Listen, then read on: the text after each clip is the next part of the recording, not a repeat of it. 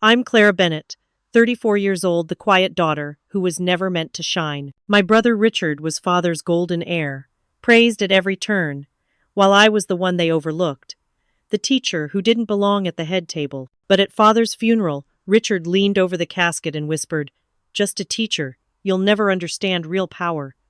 In that moment, something inside me shifted. Ever been dismissed as if your life's work meant nothing? Hit like if you've ever been told your worth was too small. Comment if someone has tried to erase you from your own story. It all began that day, beneath stained glass shadows and the scent of lilies, when I found a brass key hidden in father's suit pocket left, where only I would see it. The words were soft enough that no one else could hear, but sharp enough to lodge themselves inside me. His lips barely moved, his expression carefully arranged into a mask of grief for the benefit of the relatives watching from the pews. The smirk was hidden in the corners, a small curve that only I would notice because Richard had always wanted me to notice, had always thrived on my discomfort. I held my breath and stared at the polished mahogany casket, trying to ground myself in the scent of lilies and the drone of the organ. Father used to say, "Knowledge outlives money, Clara." The words drifted back now like a lifeline. He would whisper them when bills piled on the table, when Richard boasted about new ventures and flashy investments, when I questioned whether teaching high school literature was enough to matter in a family built on acquisitions and power. His voice returned as though carried on the incense swirling in the air, quiet, steady, unshakable. The church was cool, light pouring through stained glass in fractured reds and blues, casting the mourners in somber hues. It was September, the kind of early autumn day when leaves rustled outside like restless hands. Inside, silence pressed heavy on everyone's shoulders, interrupted only by polite coughs or the rustle of hymnals. Aunt Margaret sat near the front, dabbing her eyes with a handkerchief, her gaze quick to dart toward Richard, never toward me. She had aligned herself long ago with the son who could promise influence, not the daughter who worked in a classroom. Richard shifted, rising with the calculated gravitas of a man who believed the world was his audience. He stepped up when the priest invited words of remembrance. "Father was a great man," he began, his tone dripping with practiced sincerity. "He built this family, this legacy. He taught me the value of leadership, of taking decisive action, of guiding others." His eyes swept the pews, landing on every sympathetic relative, but not once on me. He spoke of responsibility, of burden, of carrying the family forward as though I had never existed. Murmurs of approval circled through the pews. A cousin leaned to another and whispered, "Richard will handle things, of course." A second voice replied, "Clara's sweet, but she's a teacher." That word teacher came like a verdict. Heads nodded. Their approval washed toward Richard like a tide, leaving me stranded in its undertow. When Richard returned to his seat, he leaned just close enough for me to hear. "Don't expect a dime, sister." His lips curved into that same private smirk. The arrogance in his eyes was as cold as the marble floor beneath our feet. He sat back, satisfied, while my heart pounded against my ribs. I clutched my black gloves tighter in my lap, forcing my breathing into slow, steady rhythms. Around us, the priest's words filled the space again, but I barely heard them. All I could feel was the tightening coil of humiliation, the sting of being dismissed not just by my brother, but by everyone who had chosen to nod along. Their whispers painted me small. A woman who graded essays and organized field trips. Someone unworthy of inheritance, of responsibility, of respect. Aunt Margaret caught my eye and offered a fleeting, brittle smile. It was a smile that said she pitied me, even as she would follow Richard's lead, without question. She reached over to pat my hand, murmuring, "He means well, Clara. Estates are complicated. Best to let Richard handle it." I pulled my hand back gently, unwilling to let her pity tether me further. Toward the back, I noticed Sophie, my student, barely 18, her hair pulled into a hasty ponytail. She wasn't family, but she had slipped into the service quietly. She didn't approach, didn't call attention to herself, only offered a small nod when our eyes met. There was steadiness in her gaze, a silent reassurance that grounded me for a moment. I tucked it away, not understanding yet why she had come, but sensing that her presence meant something. The service continued. Relatives filed past the casket, their movements choreographed in grief. They placed roses, whispered prayers, exchanged meaningful looks with Richard, as though he alone carried Father's mantle. I followed last, my heels echoing softly against the stone aisle. The air smelled of wax and flowers, heavy and cloying. I stepped closer to the casket, my throat tight. Father lay still, dressed in his best suit.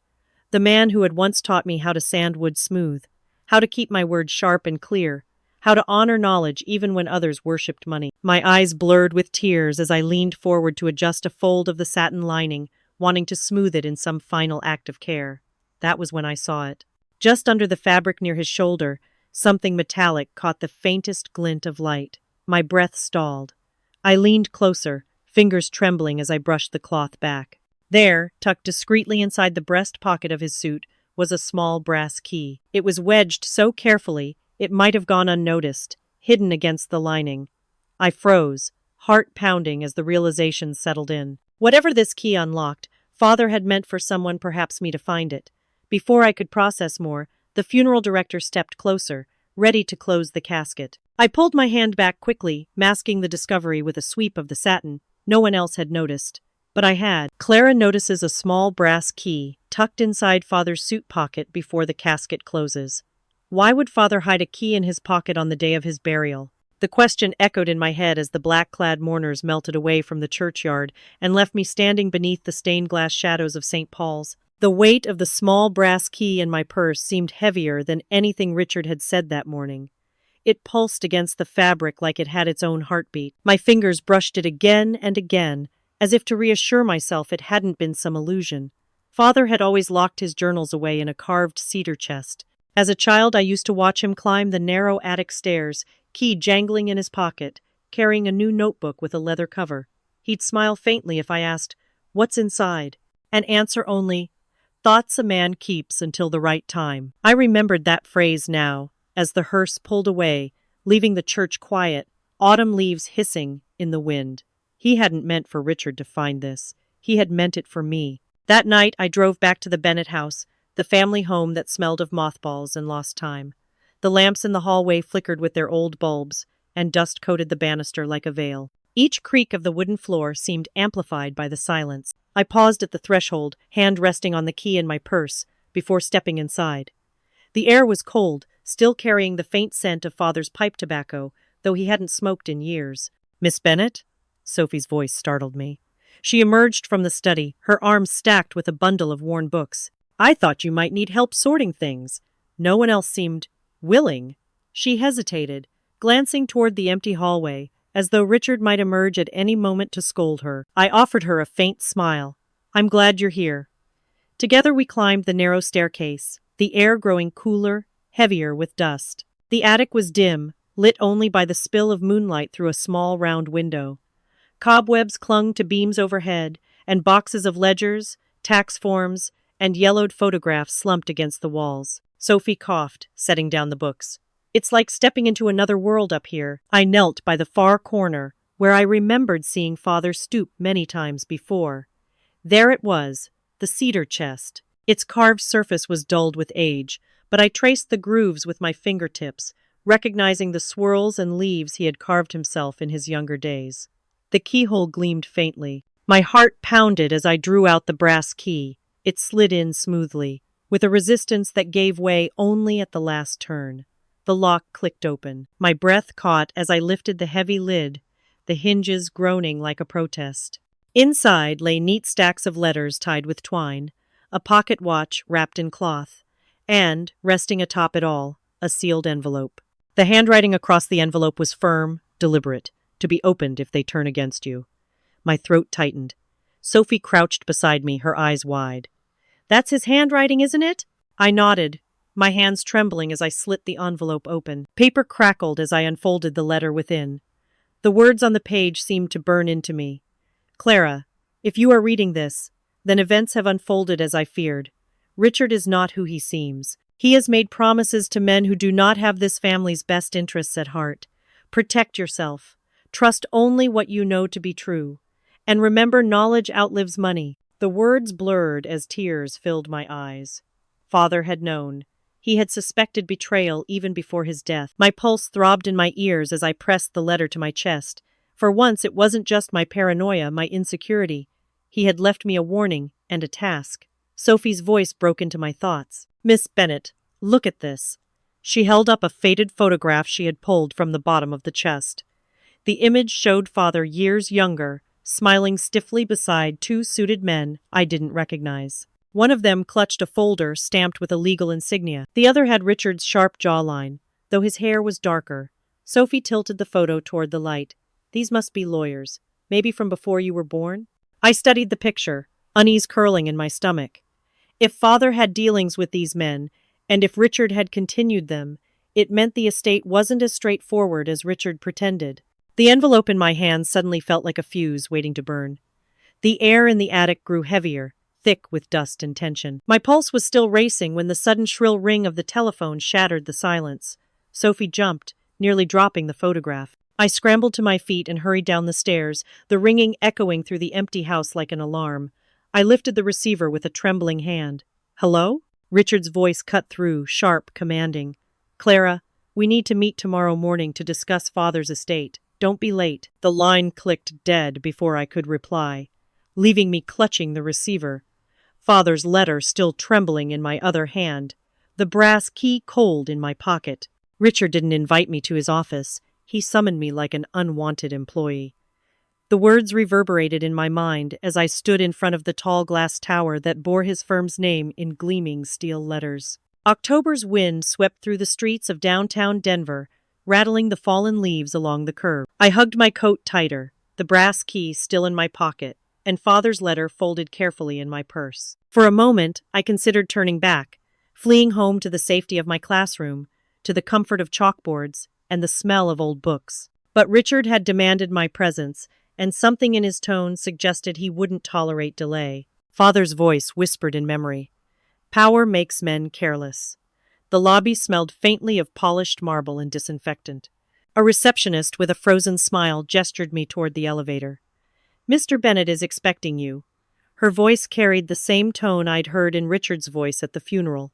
Authority that assumed obedience. The elevator doors shut me inside a mirrored box, my reflection pale and uncertain, but my fingers clenched around the purse strap with quiet resolve. When the doors opened, the floor exuded an intimidating silence. Frosted glass walls lined the corridor, displaying framed certificates and awards.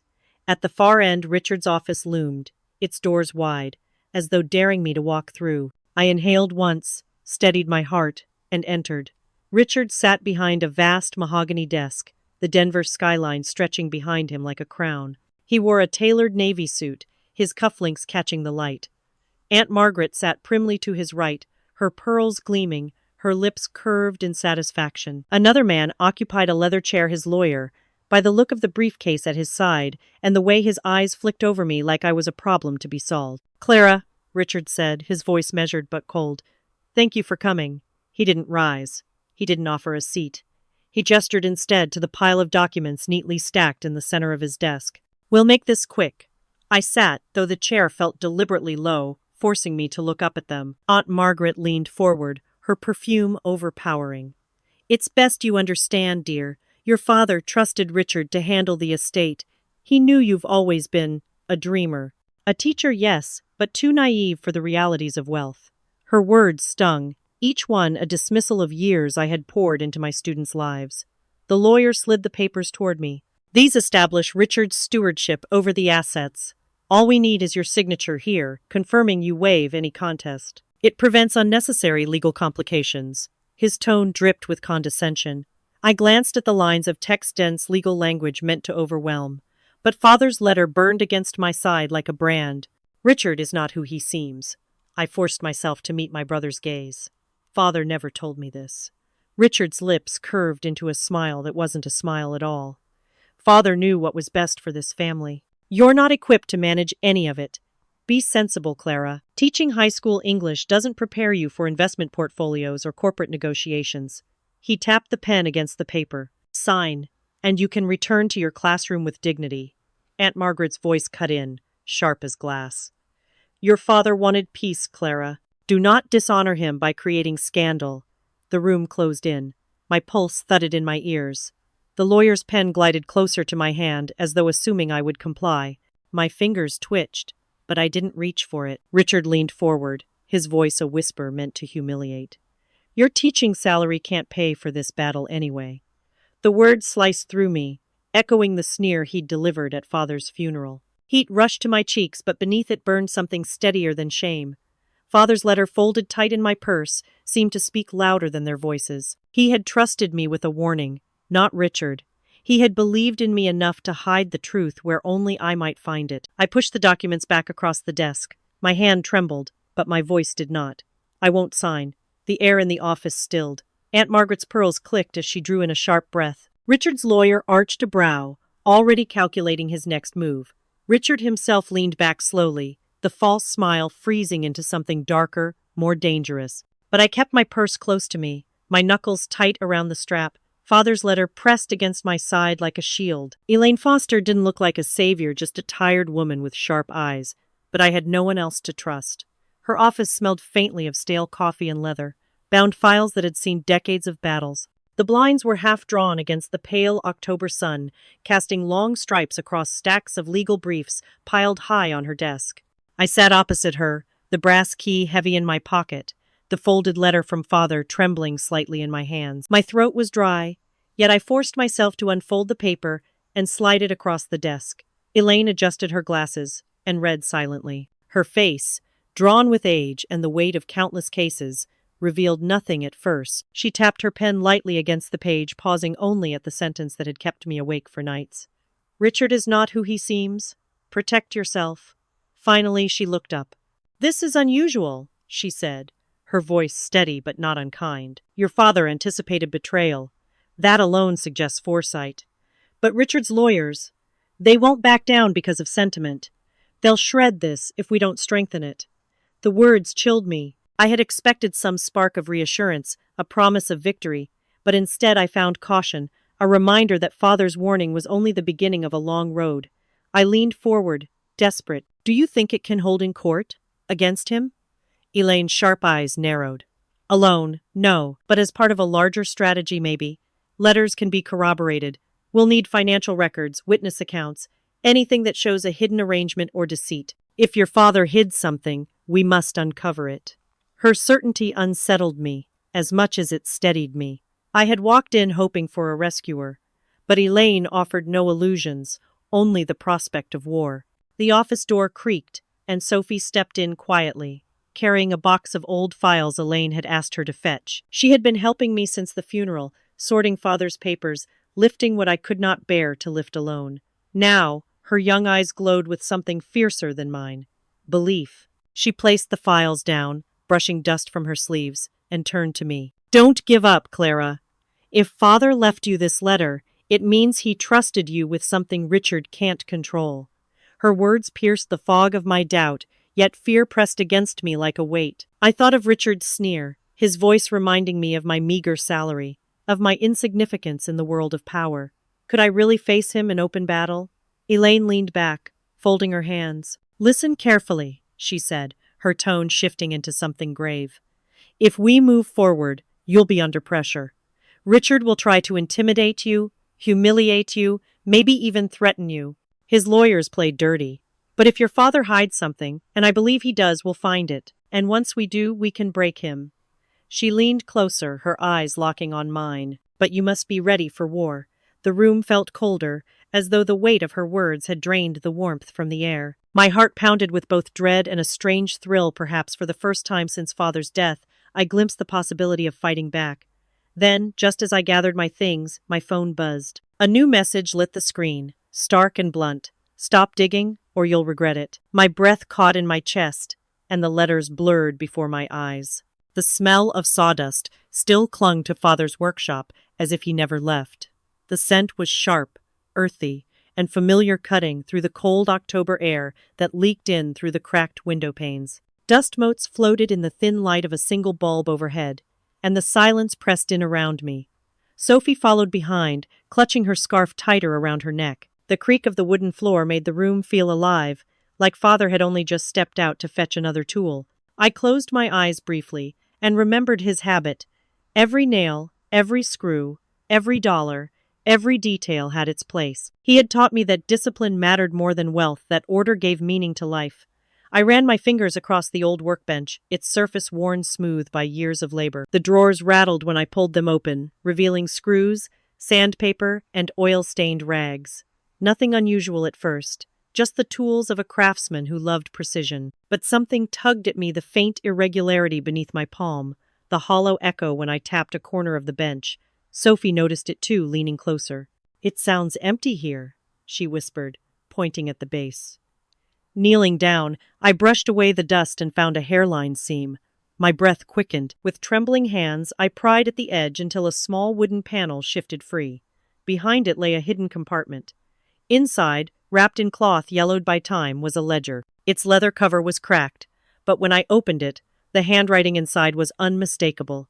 Father's steady script, neat columns of numbers, names, and dates. As I turned the pages, a pattern emerged, entries documenting investments, properties, and accounts I had never heard of. My name appeared again and again, linked to funds carefully sheltered and labeled.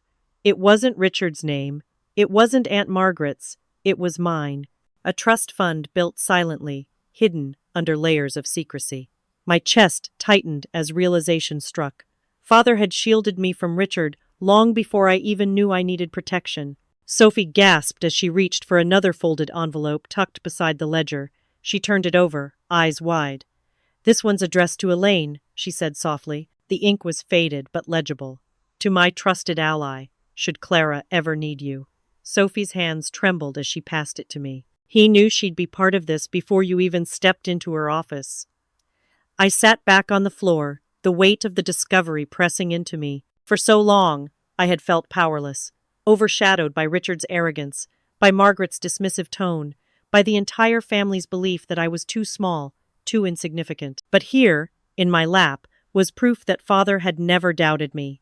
He had built a fortress in numbers and signatures, leaving me weapons Richard could not easily erase. The bulb flickered, and for a moment I imagined Father standing in the corner, nodding as if to say, "You have what you need now. Don't let him take it." The door creaked suddenly, the sound slicing through the fragile air of revelation. Sophie stiffened, clutching my arm. I rose to my feet, the ledger pressed to my chest. The shadow filled the doorway before the figure stepped into the light. Richard.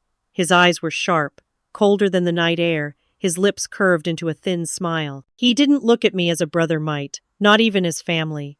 His gaze locked on the ledger like a predator fixing on prey. "That," he said, his voice low and cutting, "belongs to me."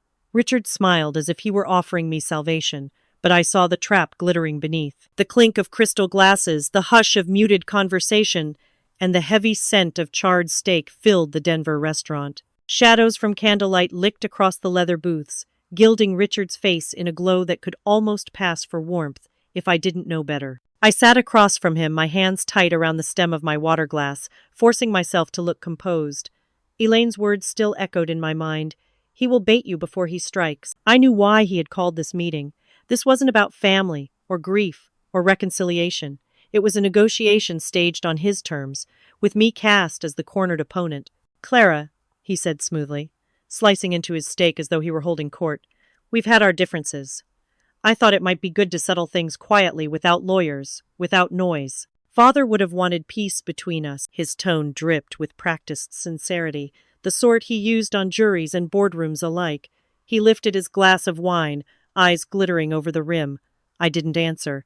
My silence made him press forward. He leaned in, lowering his voice. "You're a teacher. That's noble, I suppose. But noble doesn't pay for legal battles.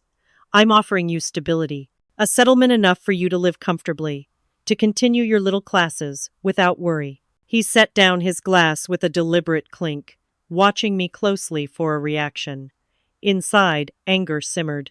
Little classes, as though my life's work, my students, were nothing more than a pastime unworthy of mention. My father had believed in me. Richard never would. I kept my voice steady. "And the price for your generosity?" "Simple," he replied, flashing that predator's grin. "Sign away your inheritance rights. Walk away.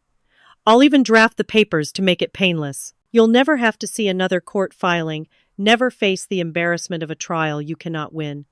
His words slithered across the table like a contract written in venom. He was baiting me, just as Elaine had warned. I tried to read his expression, searching for any trace of vulnerability, but all I saw was calculated confidence. He was certain I'd break, that the years of his mockery, The whispers of relatives calling me naive, the imbalance of wealth and power would wear me down here, in the glow of his staged magnanimity. I let him talk. He leaned back, savoring his steak, continuing his monologue about business, money, and power. He reminded me again how my teaching salary couldn't match his empire, how father's estate required strong hands to manage, not the idealism of a woman who spent her days with chalk dust. Each jab was polished, meant to remind me of my place as the family's outsider, but the ledger hidden in my father's workshop burned like a secret torch inside me. He didn't know what I held, not yet. He thought I was cornered, desperate, ready to take crumbs from his table. When he finally paused, waiting for me to cave, I set my fork down carefully. "You're right about one thing," I said, my voice low, steady.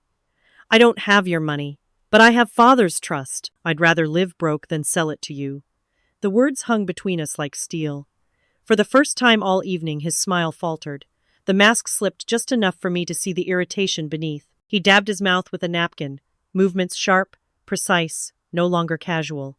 His eyes bored into me, dark and cold. "Then you leave me no choice." Dust swirled around us as Sophie pulled down the attic ladder. "Look," she whispered. "There's something wedged in the beam." The house moaned with the night wind, its bones settling under November's cold breath. I hesitated at the foot of the ladder, staring up into the attic where darkness pooled thick as ink. Sophie's face, illuminated by the single dim bulb at the hallway ceiling, held both determination and a flicker of fear. Her fingers clutched the rope ladder tightly, dust streaking her knuckles. Father's voice, unbidden, stirred in my memory his peculiar phrase that had baffled me as a girl. "The past will keep you safe if you know where to look." At the time, I thought it was nothing more than his way of romanticizing his obsession with old trunks and record-keeping. Now, as I climbed into the attic's heavy air, I realized he had been speaking in riddles all along, preparing me for this very search. The space smelled of mothballs and mildew. The wooden beams stretched like ribs overhead, groaning beneath the weight of history. Boxes were stacked unevenly, some collapsing into one another, spilling old photographs and brittle papers onto the warped floorboards. My breath turned visible in the chill, puffing clouds in the lantern light Sophie held aloft. We searched in silence at first. I opened chests filled with faded linens, pored through crates of rusted tools, sifted through photo albums where strangers' eyes looked out at me from sepia memories. Each time I came up empty, frustration swelled. I pressed my palm to my forehead, the edge of father's ledger still vivid in my mind. "Maybe this is pointless," I muttered, exhaustion curling around my voice. "If there was something else, Richard probably took it already." Sophie didn't stop. She brushed away cobwebs, crawling across the beams with a persistence that startled me. "No," she whispered fiercely. "Your father was clever.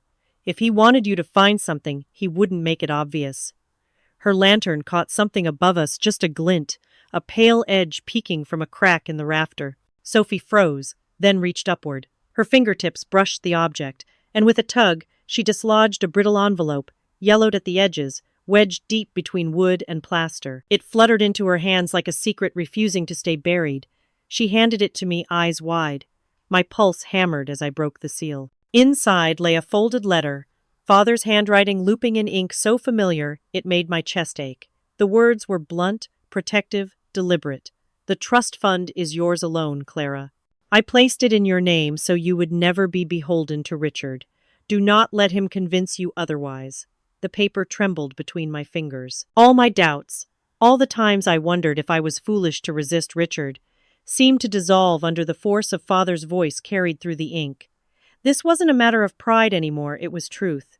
Proof. I looked at Sophie, her face flushed from the cold, her eyes alight with conviction. She wasn't just helping me out of loyalty to a teacher who once guided her. She was becoming part of the fight, a witness and an ally. Her sharp eyes had caught what mine missed. Without her, I would still be drowning in uncertainty. A smile ghosted across her lips as if she knew what I was thinking. "You see, he left it for you. He wanted you to have a weapon." I nodded slowly, feeling both gratitude and the weight of inevitability pressing on me. For the first time, I saw Sophie not just as a former student tagging along, but as someone essential. She had the tenacity, the insight, maybe even the courage I lacked on my darkest days. But before I could say anything, a creak sliced through the air. Sophie froze, lantern shaking in her grip. My head jerked toward the small attic window. Beyond the fogged glass, Against the pale spill of the moon, a shape shifted indistinct yet unmistakably human. A shadow lingered, still and watching, before melting back into the night. Someone was out there. Someone new. The headline on the local paper made my stomach drop.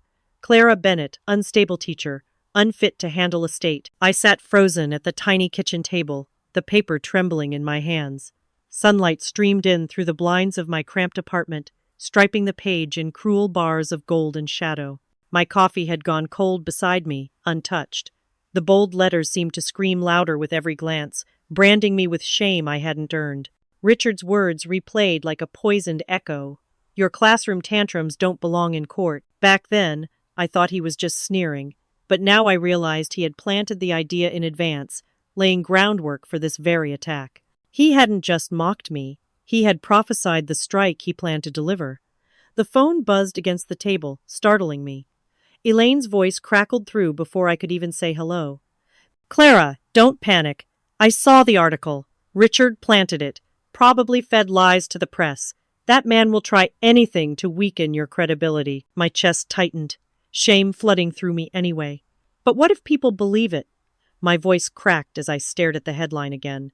Unstable teacher. 2 words capable of unraveling everything I had built. My students, their parents, the school board, how long before rumors filtered into the classroom, staining me in the eyes of children who trusted me. You can't give in, Elaine said firmly. This is his tactic. Shake you until you surrender. But listen, lies can be fought with truth. Smear campaigns don't hold up in court if we disprove them. I pinched the bridge of my nose, fighting tears. The walls of the apartment felt closer than ever, the silence between Elaine's sentences heavy with dread. A gentle knock at my door interrupted. Sophie slipped inside, clutching a stack of papers against her chest. Her eyes scanned my face, then the newspaper spread out before me. He did this, didn't he? She asked quietly. Fury, already sparking in her tone. I nodded, unable to speak for a moment. Sophie dropped the papers and wrapped her arms around me, the warmth of her embrace battling the icy fear inside me. You've always told me the truth finds its way through, she whispered fiercely. This isn't the end. It's just another one of his tricks. Her certainty grounded me, but only for a heartbeat. The documents she had brought slid across the table, spilling into sight. I caught one and froze. It bore my name, my handwriting forged, my supposed signature scrawled at the bottom of a medical form. The letterhead belonged to a psychiatric clinic I had never set foot in. The diagnosis typed neatly across the page read, Paranoid delusional disorder. Recommended ongoing treatment. My stomach lurched. My fingers went numb around the page. He forged medical records. The words came out like ash. He wants to prove I'm insane. Sophie's jaw clenched. That's criminal. He can, I interrupted, my voice trembling. If he has friends in the right offices, he can make this look real. If this gets into court, silence swelled. Elaine's voice broke through the line, sharper now. Clara, listen to me carefully. We'll subpoena the clinic. We'll demand every record. If it's a forgery, it will collapse under scrutiny.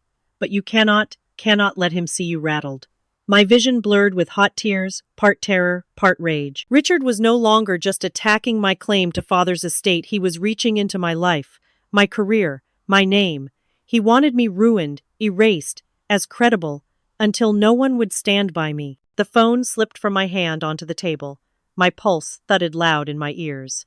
That was when my cell vibrated again, this time with a message notification. Sophie leaned closer, reading over my shoulder as I opened it. The words glowed against the screen, short and merciless.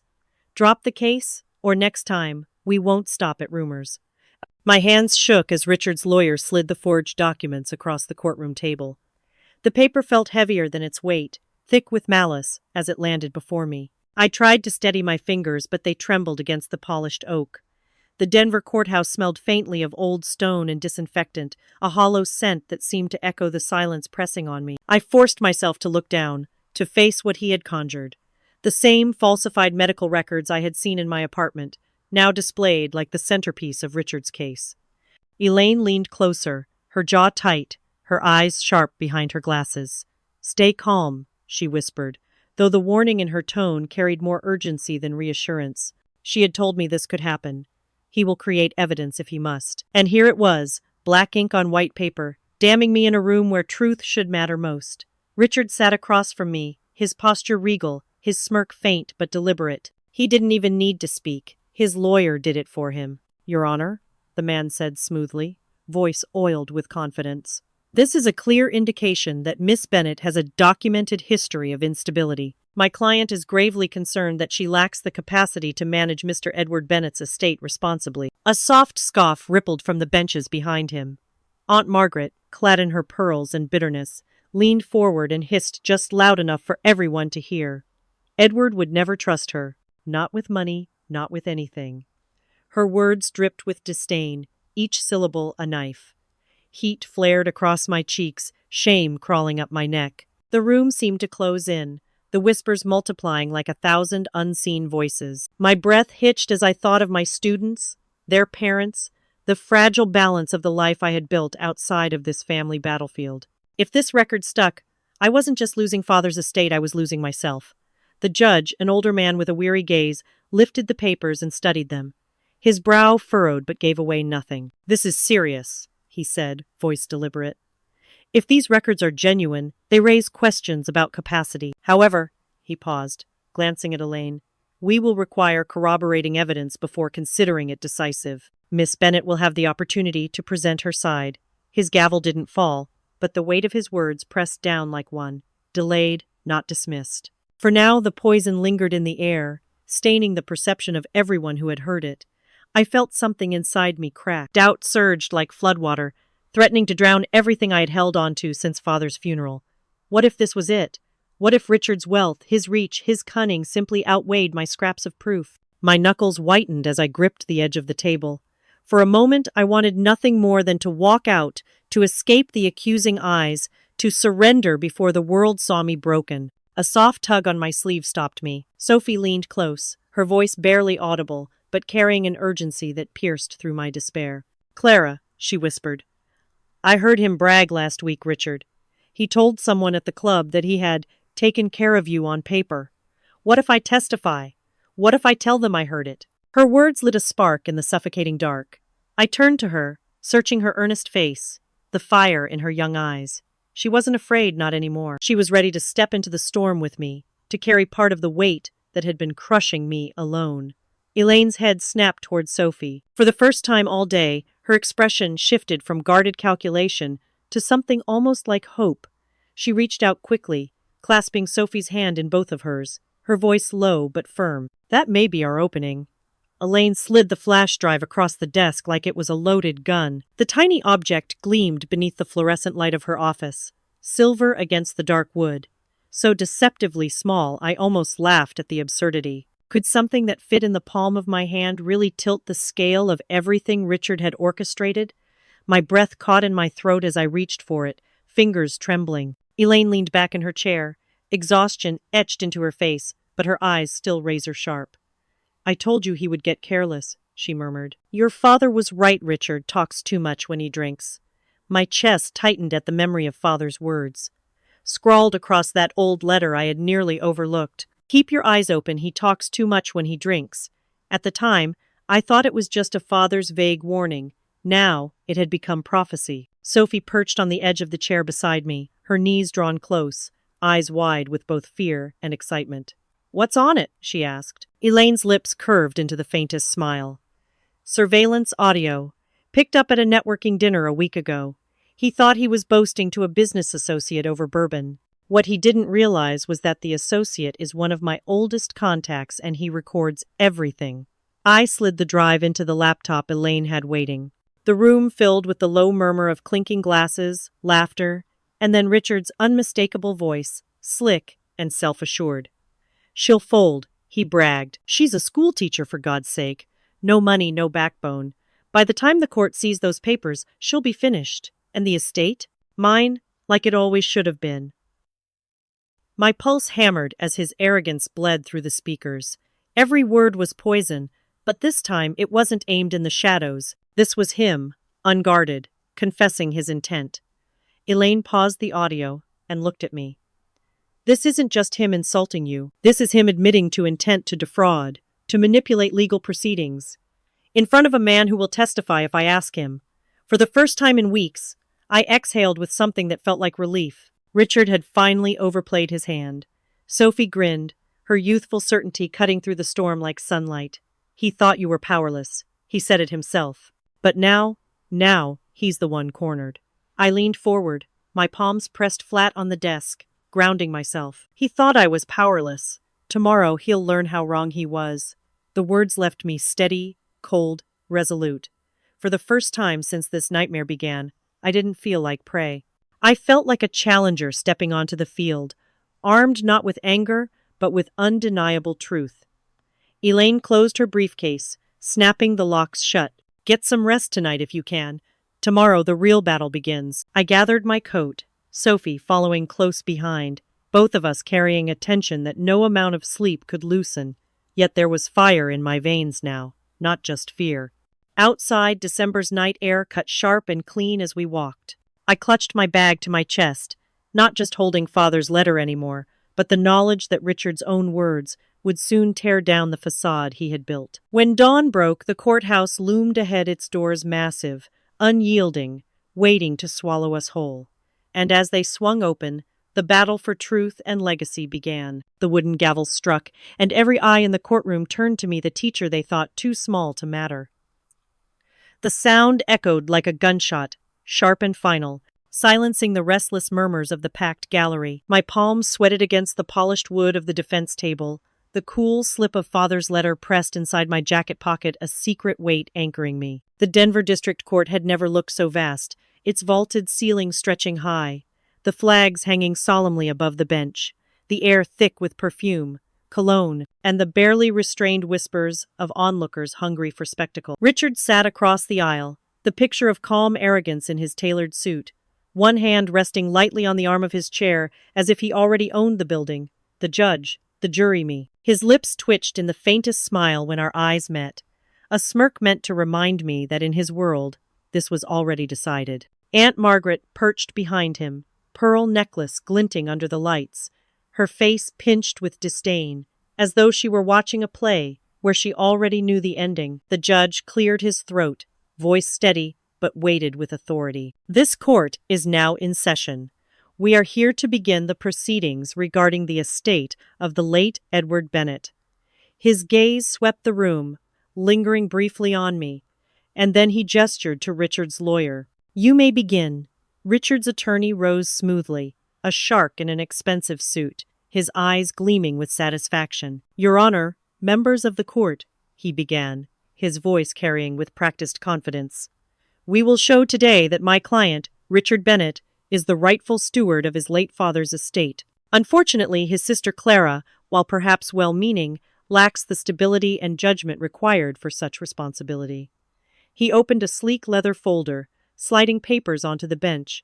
These records demonstrate her history of mental and emotional instability. For the sake of Edward Bennett's legacy, and for the safety of his assets, the estate must remain with Richard. The murmur returned, louder now, judgment thick in the air. My throat tightened, shame burning hot under my skin. The papers, those same forged records, spread across the table, inked lies casting long shadows over everything I had left. I wanted to sink, to disappear, but Elaine's hand brushed my arm, steady, grounding. She rose before the whispers could settle, her voice crisp, clear, and cutting. Your Honor, she said, eyes sharp as steel. The so-called records my learned colleague has presented should be considered with great caution. Their origin is dubious, their authentication questionable, and we intend to prove that they are manufactured to discredit my client. Furthermore, Miss Bennett has no history, medical, personal, or otherwise, that corroborates these allegations. This is nothing more than a smear, designed to deprive her of her rightful inheritance. Her words carved through the room, steady and unflinching. The judge nodded slowly, his expression unreadable, while Richard leaned back in his chair, lips curling into something between amusement and contempt. He looked at me, his smirk widening as if to say, Let her fight, this is my stage, not yours. The first witnesses were called minor relatives, parroting Richard's carefully planted doubts, whispers of Clara being emotional, unsuited for business, too fragile. Each word chipped away at me, each sidelong glance from the gallery reminding me of the mountain I was expected to climb with bare hands. Elaine countered with precision, dismantling inconsistencies in their stories, forcing hesitations, revealing cracks in their testimony. Sophie sat behind me, her presence a quiet beacon, her eyes burning with belief. Every time doubt clawed at me, I felt her gaze and found strength to hold my head higher. Then it came the moment I had dreaded and knew would arrive. The judge adjusted his glasses, voice resonant as he said, "Miss Bennett, please take the stand." My legs felt heavy as I rose, each step to the witness box echoing too loudly, the stares of strangers pressing on my back. I lowered myself into the chair, the oath ringing in my ears as I swore to tell the truth, the whole truth. My hands clenched tightly in my lap, fingertips brushing the folded edge of Father's letter hidden in my pocket, the words inside whispering courage I wasn't sure I possessed. Truth defends itself when courage stands beside it. Richard's lawyer advanced like a predator, sliding the forged documents across the stand until they sat directly before me. "Miss Bennett," he said smoothly, "these are certified copies of your medical history. Do you deny their authenticity?" The room held its breath. My pulse thundered in my ears. I lifted my chin, voice steady but quiet. "I deny them. They are not mine. They are lies." He smiled faintly, leaning closer. "Strong words, Miss Bennett. But the court requires proof, not sentiment." The judge's voice cut through, stern and commanding. "Do you have any proof of forgery, Miss Bennett?" The world froze. Every eye locked on me, the silence unbearable, as if the entire courtroom leaned forward to see whether the teacher so small, so ordinary would break or rise. The sound of Richard's own voice filled the courtroom, dripping with disdain. "She's too dumb to notice I buried the real papers." The words crackled through the speakers, low and grainy, but unmistakably his. Every syllable slithered across the hushed courtroom like venom, pulling gasps from the gallery. It was as if the air itself had been sucked out of the room. My stomach turned, but not from fear, from something sharper, almost electric. At last his arrogance had betrayed him. Elaine stood tall, her posture calm, but her eyes burning with quiet triumph. She had waited for this moment, maneuvering carefully, protecting the flash drive like a weapon too dangerous to brandish before its time. "Your Honor," she said firmly, her voice cutting through the stunned silence, "this is an authenticated recording of Richard Bennett at a dinner meeting last month with Mr. Holloway, a financial associate. The court has the timestamp, the witness, and the chain of custody. This is not hearsay. This is Richard's own admission." The judge leaned forward, hands steepled, his gaze narrowing on Richard. "Mr. Bennett, do you dispute that this is your voice?" Richard's lawyer was on his feet in an instant, face flushed, words spilling fast. "Objection. This material was not overruled." The judge snapped, gavel cracking once, the sound loud and merciless. "Mr. Bennett, answer the question." All eyes turned toward my brother. He tried to compose himself, lips pressed into a thin line, but the mask he had worn for weeks was already beginning to fray. He shifted in his seat, forcing a laugh that fell flat. This is ridiculous. Anyone could have faked that. Technology these days, voice manipulation, deep fakes, it's..." Elaine's voice cut through him, merciless. "And yet," she said, holding up a printed transcript, "we have corroborating testimony from the very associate you dined with, who verified this is exactly what you said. He will testify if necessary." The murmur that rippled through the courtroom swelled into something closer to outrage. Aunt Margaret, sitting stiffly just behind Richard, clutched her pearls with a strangled gasp. "You lied to me," she whispered aloud, not caring that the room heard her. Her words carried a sting more painful to Richard than Elaine's evidence could betrayal within his own camp. Richard's face twisted, the calm arrogance shattered. He rose halfway to his feet, pointing across the aisle at me. "She planned this. She's manipulating all of you. She's nothing but a schoolteacher with delusions of grandeur." His voice cracked, desperate and ugly. "Father trusted me, not her." The judge's gavel slammed once. "Mr. Bennett, sit down." But Richard couldn't stop himself. His rage, carefully caged for so long, broke loose in front of everyone. "She's weak. Always has been. I carried this family, not her. You think she can run an estate? She can't even run her own life." His voice grew louder, sharper, words turning into spit-flecked accusations that revealed not confidence, but the bitter stench of panic. Spectators shifted uncomfortably. Some shook their heads. A man in the back muttered, "Disgraceful." I watched as his once impenetrable image, the golden sun, the capable heir, crumbled piece by piece in full view of the court. Each word he spewed was another crack in his armor, another blow to the illusion he had spent years constructing. Elaine didn't interrupt. She didn't need to. She let him unravel himself, her silence a rope tightening around his throat. Finally, the judge brought his gavel down with thunderous force. "Order! This court will come to order!" His face was red, his voice reverberating with controlled fury. The gallery quieted reluctantly, though the shock still simmered in every whisper and sidelong glance. Richard's breathing came heavy, ragged, like a man who had run headlong into a wall. The judge leaned back, eyes cold and sharp. "Given the evidence presented, and Mr. Bennett's conduct in this courtroom, I will adjourn to examine the supplemental documents submitted by the defense. We will reconvene after review." He raised the gavel again, striking it down with finality. "Court is adjourned." The echo rang in my ears as people began to rise, chairs scraping, voices surging back into the room like a tide. Richard stood frozen, fists clenched, jaw tight, his mask shattered beyond repair. For the first time, he looked not like the unshakable heir, but like a man exposed, cornered, and dangerously close to losing everything. The empire my brother built on lies crumbled in a single afternoon. The judge's ruling hung in the courtroom air like a heavy bell still reverberating. My breath caught in my chest as his words settled into silence.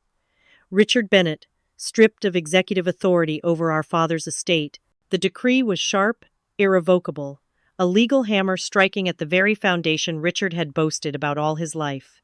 For a moment, no one moved. The courtroom seemed to hold its breath, as if all present needed time to absorb the fall of a man who had believed himself untouchable. Richard sat rigid in his chair, lips pale, eyes darting from the judge to Elaine, then to me.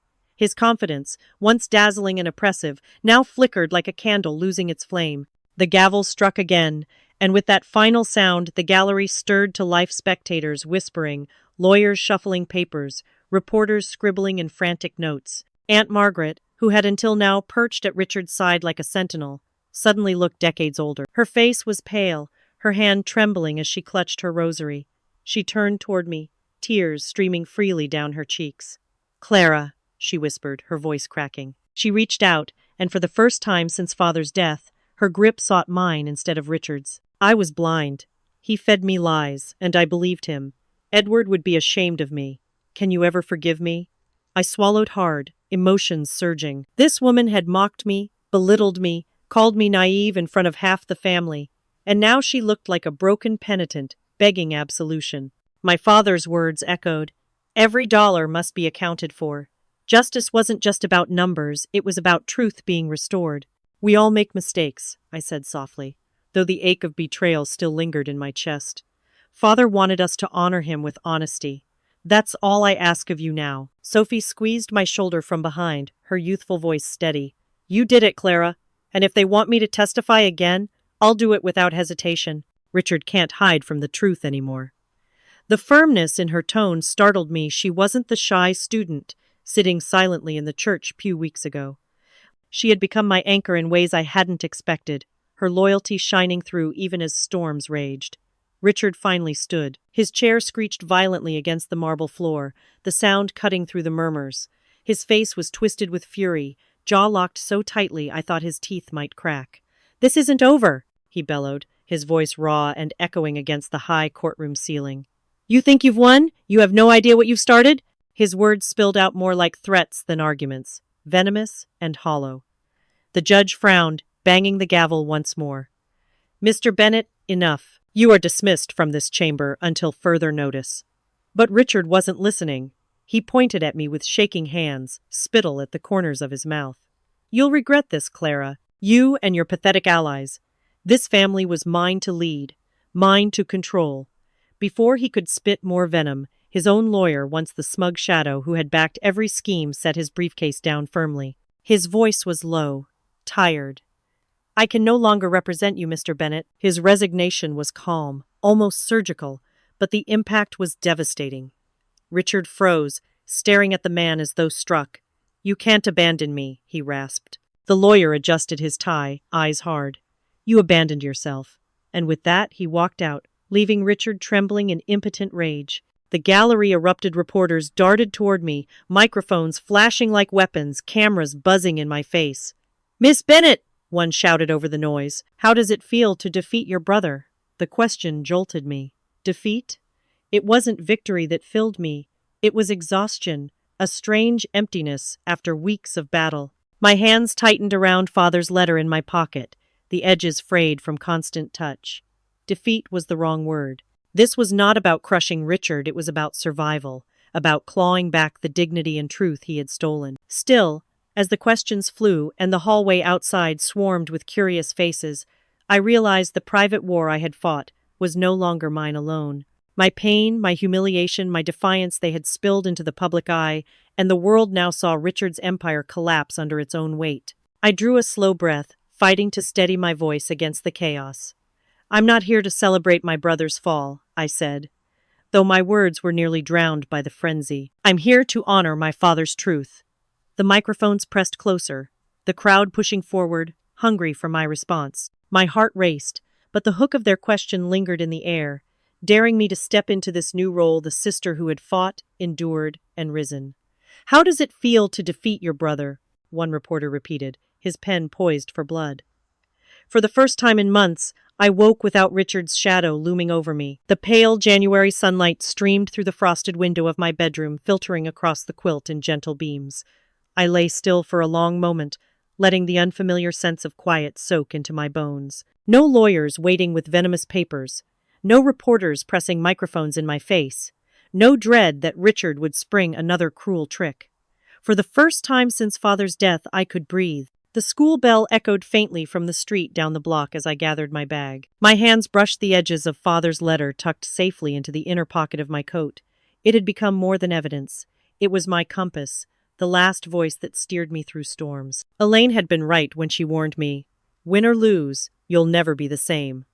She was right. Victory hadn't erased the scars. It had only taught me how to live with them. The classroom greeted me with the warmth of familiarity. The chalkboard still bore faint smudges from September lessons. Rows of desks glistened with the polish janitors applied before winter term began. My students rushed in, chatter like a rushing stream. But when they saw me, their voices softened, replaced by hesitant smiles. Then came a ripple of applause, soft at first, then swelling. My chest tightened. They had read the papers, seen the headlines, whispered among themselves. They knew I had stood in court and survived. One of the younger students, Mia, slipped a folded note onto my desk. I opened it discreetly. In uneven handwriting it said, "You're the bravest teacher I know." My throat ached with the effort to swallow. Bravery had never been what I sought. I only wanted fairness, a measure of justice for Father, and perhaps for myself. Sophie lingered near the back, gathering old lesson plans into neat stacks. She had matured so much since the funeral. Her eyes no longer darted nervously, they glowed with purpose. "They missed you," she said softly, nodding toward the students. I did too. I smiled, feeling gratitude deep in the lines of weariness on my face. "I wasn't sure I could come back," I admitted. "You did more than come back," Sophie said. "You fought when everyone thought you would fold. That's not just teaching, Clara, that's leading." She hesitated, then pulled out a brochure from her satchel. "I've been thinking, maybe law school. Elaine said she'd mentor me if I wanted it, but only if you'll still let me help you with your lessons until then." The proposal caught me off guard, and pride welled up so quickly it stung my eyes. Sophie, the quiet student who once blended into corners, now stood before me speaking of ambition, of courage. "Of course," I said, voice breaking slightly. "You've already taught me more about strength than I ever imagined." The morning passed in soft rhythms. Lessons resumed, history dates, poetry recitations, group projects. Yet each word I spoke carried a weight I hadn't known before. When I faced the chalkboard, I saw not just equations or stories, I saw resilience carved into every detail. Near the end of the day, I paused, turning toward the class. My students hushed instinctively. My hands trembled slightly as I placed the chalk down and looked at them one by one. "There's one lesson I want you to take with you," I said, steadying my breath. "Truth is the lesson I'll always defend." The words rang louder than I expected, but they silenced the room into reverence. It wasn't just about family or inheritance anymore. It was about integrity, the kind that sustains long after wealth fades. Sophie's gaze locked with mine. I knew she understood. Perhaps she always had. The final bell rang, and the children shuffled out into the cold. Silence returned, but it was a gentler silence, filled with promise rather than fear. I gathered my papers slowly, reluctant to leave the haven of the classroom. That was when the secretary appeared at the doorway, holding a white envelope with the insignia of the local bank. "It just came for you, Miss Bennet," she said, handing it over. My pulse quickened. The envelope was thick, official, its seal unbroken. I tore it open with careful fingers. Inside was a letter, neatly typed, formal, and final. Confirmation of trust fund ownership. Clara Bennet, sole beneficiary. The words blurred as my vision misted with sudden tears. For months I had clawed against Richard's deception, against humiliation and fear. And now, in plain letters, the truth stood undisputed. My hands trembled, clutching the document to my chest. Outside the classroom window, snowflakes began to fall, soft and unthreatening. For the first time in what felt like years, I believed the world might offer me peace. But even as relief filled me, I knew the journey wasn't over. Healing was not an instant victory. It was a long road paved with broken pieces slowly arranged into something whole. And now, with the bank's confirmation in my hands, I had the chance to start walking it. I signed the papers not just as Edward Bennet's daughter, but as a woman who had earned her own place. The fountain pen felt heavy between my fingers, its gold nib catching the sterile light of the bank office. The clerk's voice was professional, almost detached, as he guided me through each page, each signature line, each embossed seal. Yet to me, every stroke of ink was a victory cry. The trust fund, the investments, the fragments of Father's careful planning, all of it was no longer hidden, no longer under Richard's shadow. It was mine, secured not by entitlement, but by resilience. Elaine stood beside me, her arms folded with the quiet dignity of someone who had witnessed battles won and lost. "I've had dozens of clients fight for money," she murmured as the clerk stacked the finalized papers. "But only a few who fought for meaning. You're stronger than most of them." I closed the folder gently, the weight of the document strangely grounding. "Father always said knowledge outlives money," I replied. "If I spend the rest of my life using this inheritance wisely, maybe I'll prove him right." Outside, the Colorado winter air bit at my skin, but it felt fresh, invigorating. Sophie bounced beside me, eyes bright. She clutched a notebook brimming with scribbles, ideas we'd been shaping together for weeks.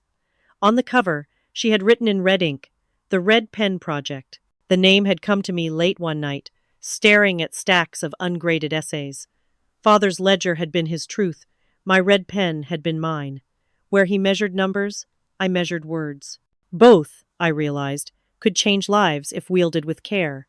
By early February, the classroom became our planning ground. Students noticed the new bulletin board, where Sophie pinned charts and mission statements between lesson plans. They whispered about the project, about scholarships for children who could never dream of affording college, about after-school programs to keep them safe from the streets. Their excitement confirmed what I already knew. This inheritance wasn't just for me, it was meant to ripple outward. One afternoon, as snow melted into muddy streams outside, Elaine visited again. She walked slowly through the rows of desks, running her hand over the scratched wood surfaces as if reading the stories etched into them. "This," she said quietly, "is better than any courtroom victory." Sophie beamed. "We've already got volunteers lined up, Miss Foster, and I'm helping Clara with all the applications." She spoke with the confidence of someone no longer in anyone's shadow. I smiled, watching her scribble notes furiously. "You're more than helping," I said. "You're building this with me." The work was endless, but it was good work, honest, needed, untainted by greed. Each form submitted, each call answered, each dollar accounted for was a brick in the foundation of something Father would have admired.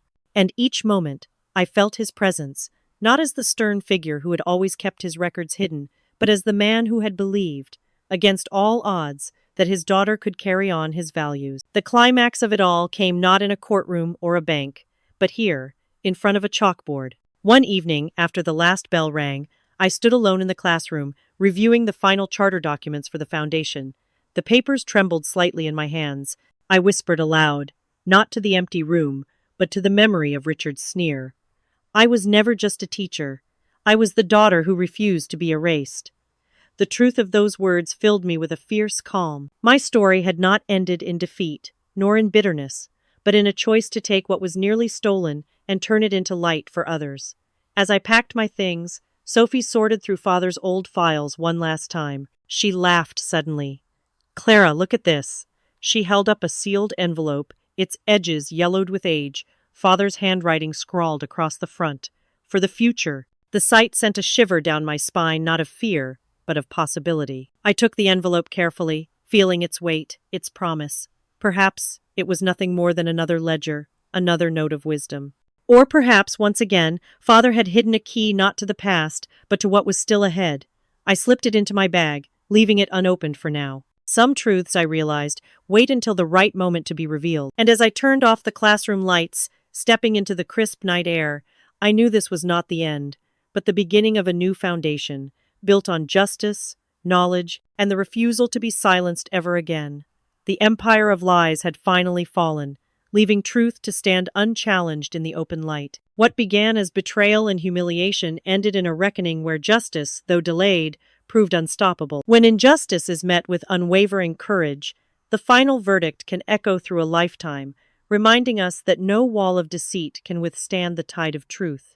Sometimes, it takes only one defiant voice to turn despair into legacy.